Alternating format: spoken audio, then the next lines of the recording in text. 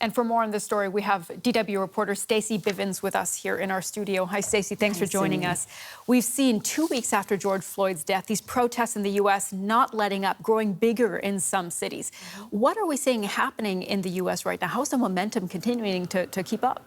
I think people are really coming together. They see this as a chance to really make systematic change in the United States so that there is equality and humanity for all American citizens.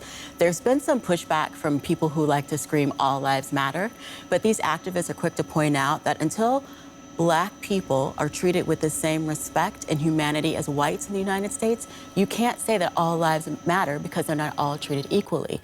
And yes, there've been arrests in the killing of George Floyd, but they feel like now they can push for more. And like I said, systematic change. What kind of change are we talking about? Because, as you mentioned, Derek Chauvin, the police officer who had his knee on George Floyd's neck, he has been charged. The other officers who were on the scene have also been charged. So what is it concretely that protesters are demanding?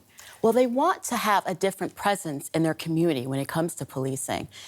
You've seen the protests, and not just this, Michael Brown in Ferguson, where police were on tanks. And it was like the American public, who has the right to voice their opinion and the right to protest, were treated like the enemy, like they were in some kind of a combatant situation.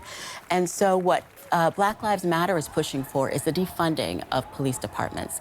And that simply means that their budgets are shrunk, and that money is used in other areas, homelessness, food banks, other social services, so that people in the community are actually getting the help they need and less policing. And then police are actually able to do the jobs that they were trained to do. And they're also trying to reduce the contact that Black people have with the police. Oftentimes you hear, well, the police need more training when a Black person is killed and is unarmed.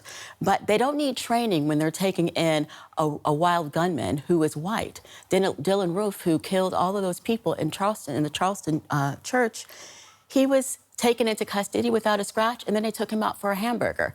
Black people are not treated with the same kind of dignity. Okay, so these are some of the steps that are being called for by protesters. What about on a larger scale? Are we seeing these ongoing protests lead to real political reform? Well, the mayor of New York and the mayor of Los Angeles have pledged to defund their police departments. So you're seeing something there.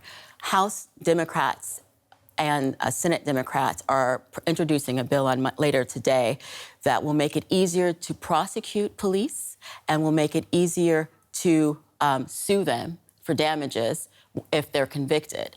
So a lot of times when police are sued and if there is a payout, it's the community that's paying. Activists believe if you hit police where it hurts, which is their own pocketbooks, that this will correct some behavior.